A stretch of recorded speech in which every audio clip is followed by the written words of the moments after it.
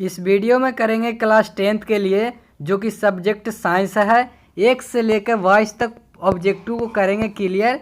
काफ़ी ज़्यादा इंपॉर्टेंट रहने वाली है बोर्ड एग्जाम के लिए, तो वीडियो में अंत तक बने रहें। और सबसे पहले वीडियो को स्टार्ट करने से पहले आपसे एक छोटा सा रिक्वेस्ट है कि चैनल पर नई बार हैं तो चैनल को एक सब्सक्राइब कर लें और बगल वाले बेल आइकन को प्रेस कर लें ताकि इसी तरह का कोई भी वीडियो आवे तो सबसे पहले आप तक पहुंच जाए। तो सबसे पहला क्वेश्चन, समतल दर्पण द्वारा बना प्रतिबिंब सदा कैसा रहता है?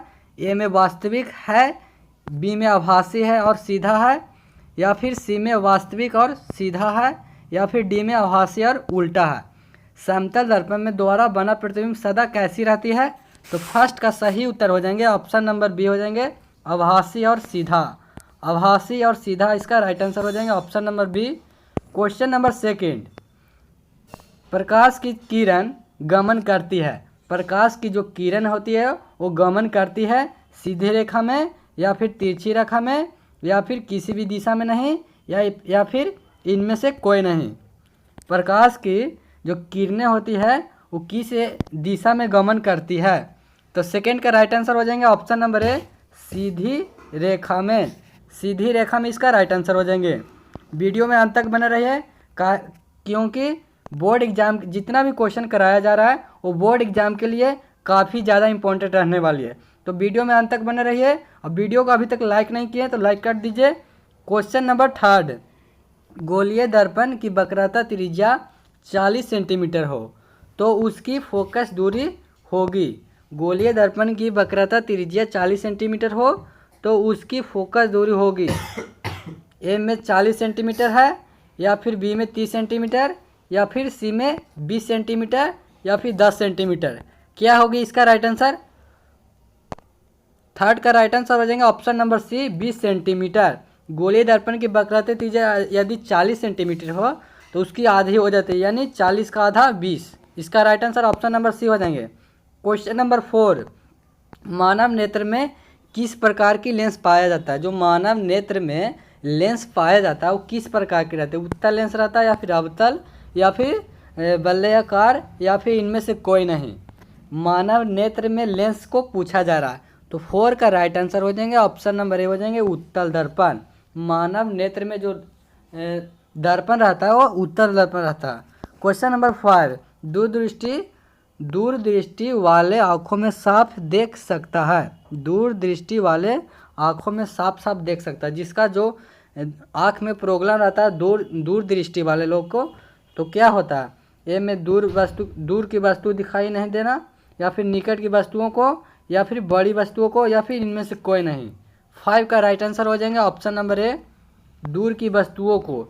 यदि किसी व्यक्ति का दूरदृष्टि दोष है आँख में तो उसका दूर की वस्तुओं दिखाई नहीं देती है। क्वेश्चन नंबर 6 से काफ़ी ज़्यादा इंपॉर्टेंट क्वेश्चन को किया जा रहा है क्योंकि 1 से लेकर 22 तक किया जाएगा। उसमें से लमसम 10 से 15 ऑब्जेक्टिव बोर्ड एग्जाम में कंपलसरी है कि आ जाएगा। क्वेश्चन नंबर 6, किस दर्पण किस वर्ण का तरंग दैर्ध्य सबसे बड़ा? किस वर्ण का तरंग दैर्ध्य सबसे बड़ा होता है? नीला का, या फिर लाल का, या फिर नीला का, या फिर पीला का, या फिर बैगनी का? किस वर्ण का तरंग दैर्ध्य सबसे अधिक तरंग दैर्ध्य यहाँ पे पूछा जा रहा है।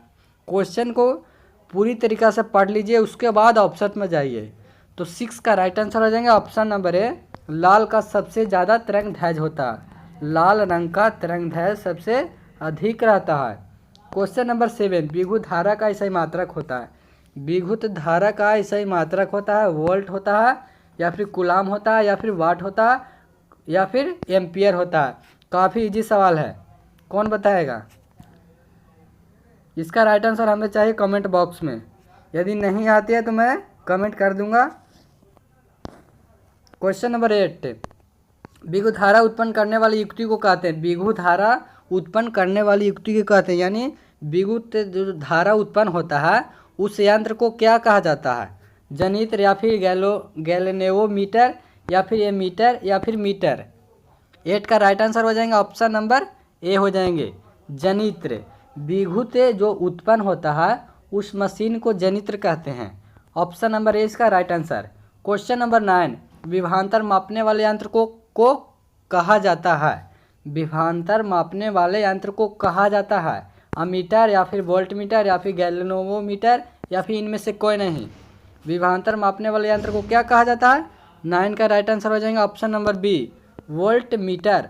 वोल्टमीटर। क्वेश्चन नंबर 10, चुंबकीय क्षेत्र की तीव्रता का मात्रक है। चुंबकीय क्षेत्र की तीव्रता का सही मात्रक क्या होता है? ऑस्ट्रेड ने किया था या टेस्ला ने किया था या ए और बी दोनों ने किया था या इनमें से कोई ने किया था? तो 10 का राइट आंसर हो जाएंगे ऑप्शन नंबर सी हो जाएंगे इसका राइट आंसर, ए और बी। ऑस्ट्रेड ने भी किया था और टेस्ला ने भी किया था। ये दोनों वैज्ञानिक ने चुंबकीय क्षेत्र की तीव्रता का मात्रा का खोज किया था। क्वेश्चन नंबर 11, किसी विद्युत धारावाही सीधी लंबी परिनालिका के भीतर चुंबकीय क्षेत्र, किसी विद्युत धारावाही सीधी लंबी परिनालिका के भीतर चुंबकीय क्षेत्र शून्य होता है या फिर इसके सिरे के ओर जाने की घटता है या फिर इनके सिरे की ओर जाने पर बढ़ता है या सभी बिंदुओं के समान होता है? क्या होता है? 11 का राइट आंसर हो जाएंगे ऑप्शन नंबर डी, सभी बिंदुओं पर समान होता है, यानी किसी भी बिंदु पर जाएगा तो समान ही कार्य करेगा। क्वेश्चन नंबर 12, विद्युत धारा उत्पन्न करने वाली युक्ति को क्या कहते हैं? विद्युत जो अभी उस ऊपर ही क्वेश्चन को किया गया, विद्युत काफ़ी ज़्यादा इंपॉर्टेंट है, VVI है। विद्युत धारा उत्पन्न करने की युक्ति को कहते हैं जनित्र कहते हैं या फिर गैल्वेनोमीटर या फिर एमीटर या फिर मोटर। इसका राइट आंसर हो जाएगा ऑप्शन नंबर ए, जनित्र। विद्युत धारा का उत्पन्न करने वाले सही मात्रा को जनित्र कहते हैं। क्वेश्चन नंबर 13, ग्लोबल वार्मिंग के लिए कौन सा गैस उत्तरदायी है? ग्लोबल वार्मिंग के लिए कौन सा गैस है जो उत्तरदायी गैस है? O2 या फिर NH3 या फिर CO2 या फिर N2? थर्ड का राइट आंसर हो जाएंगे option number C, CO2। Global warming के लिए उत्तरदायी गैस CO2 होता है। क्वेश्चन नंबर 14, ऊर्जा के सभी रूप में अनंत स्रोत किसे माना जाता है? अनंत स्रोत। ऊर्जा के सभी रूप में अनंत स्रोत किसे माना जाता है? कोयला का या फिर जल को या फिर सूर्य को या फिर परमाणु को किसे माना जाता है? 14 का राइट आंसर हो जाएंगे ऑप्शन नंबर सी हो जाएंगे, सूर्य। सूर्य को ऊर्जा का अनंत स्रोत माना जाता है। क्वेश्चन नंबर 15 केमिस्ट्री से लिया गया क्वेश्चन है, 2Mg + O2 = 2MgO। यह रासायनिक समीकरण किस प्रकार का है? यह रासायनिक समीकरण किस प्रकार का है? 15 का राइट आंसर हो जाएंगे ऑप्शन नंबर बी, संतुलित रासायनिक समीकरण या संतुलित रासायनिक समीकरण है, संतुलित रासायनिक समीकरण। क्वेश्चन नंबर 16, जितना भी क्वेश्चन हो रहा है बोर्ड एग्जाम के लिए काफ़ी ज़्यादा VVI है, क्योंकि 22 ऑब्जेक्टिव में लमसम 10 से 15 ऑब्जेक्टिव को टारगेट रखता हूँ कि मिलना ज़रूरी है। क्वेश्चन नंबर 16, जब किसी अभिक्रिया के समय किसी पदार्थ में ऑक्सीजन की वृद्धि होती है, काफ़ी इम्पोर्टेंट पॉइंट है। ऑक्सीजन की वृद्धि बोल रहा है तो निम्नलिखित में है, उपचयन है या फिर अपचयन है या फिर संरक्षण है, इनमें से कोई नहीं। 16 का राइट आंसर हो जाएंगे ऑप्शन नंबर ए हो जाएंगे, उपचयन। यदि ऑक्सीजन की वृद्धि तो ऑक्सीजन की जब वृद्धि होगी तो उपचयन, अगर जो ऑक्सीजन की ह्रास होगी तो अपचयन हो जाएगा, अपचयन। क्वेश्चन नंबर 17, रासायनिक अभिक्रिया CuO + H2 = Cu + H2O में H2 का क्या होता है? H2 का क्या होता है? अवकरण होता है या ऑक्सीकरण या फिर संयोजन या फिर विघटन? क्या होता है जब? तो 17 का राइट आंसर हो जाएंगे ऑप्शन नंबर बी, ऑक्सीकरण होता है, ऑक्सीकरण होता है। क्वेश्चन नंबर 18,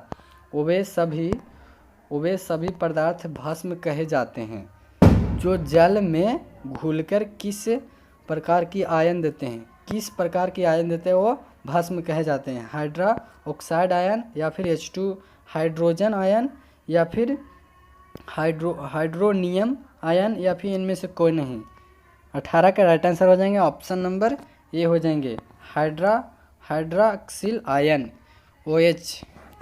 क्वेश्चन नंबर 19, खाद्य पदार्थ के डिब्बों पर जिंक के बजाय टीन का लेप होता, क्योंकि खाद्य पदार्थ के जो डिब्बे होता है उस जिंक के बजाय टीन का लेप होता है। क्योंकि 19 का राइट आंसर हो जाएंगे ऑप्शन नंबर सी, टीन की अपेक्षा जिंक अधिक अभिक्रियाशील है। टीन की अपेक्षा जिंक अधिक अभिक्रियाशील है, इसीलिए खाद्य पदार्थ के डिब्बों पर जिंक के बजाय टीन का लेपित चढ़ा रहता है। क्वेश्चन नंबर 20, जितना भी क्वेश्चन हो रहा है काफ़ी ज़्यादा VVI है। क्वेश्चन नंबर 20, हमारा शरीर किस पीएच पारस के बीच कार्य करता है? हमारा जो शरीर होता है वो कितने के बीच कार्य करता है? 4.0 से 4.8 या फिर 5.0 से 5.8 या फिर 6.0 से 6.8 या फिर 7.0 से 7.8। इसका राइट आंसर हो जाएंगे ऑप्शन नंबर सी हो जाएंगे, सी 6.0 से 6.8 तक हमारा शरीर काम करता है।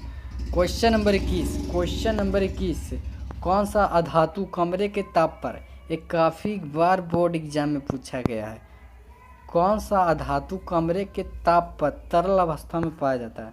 कौन सा धातु है जो कमरे के ताप पर तरल अवस्था में पाया जाता है? मरकरी या फिर ब्रोमीन या फिर सल्फर या फिर सोडियम? कौन सा अधातु है? अधातु है। 21 का राइट आंसर हो जाएंगे ऑप्शन नंबर बी, ब्रोमीन है जो कमरे के ताप पर अधातु होते हुए भी तरल अवस्था में पाया जाता है। ऑप्शन नंबर 21 का राइट आंसर हो जाएंगे ऑप्शन नंबर बी। आज तक इतना ही, मिलते हैं अगले वीडियो में। जय हिंद, वंदे मातरम।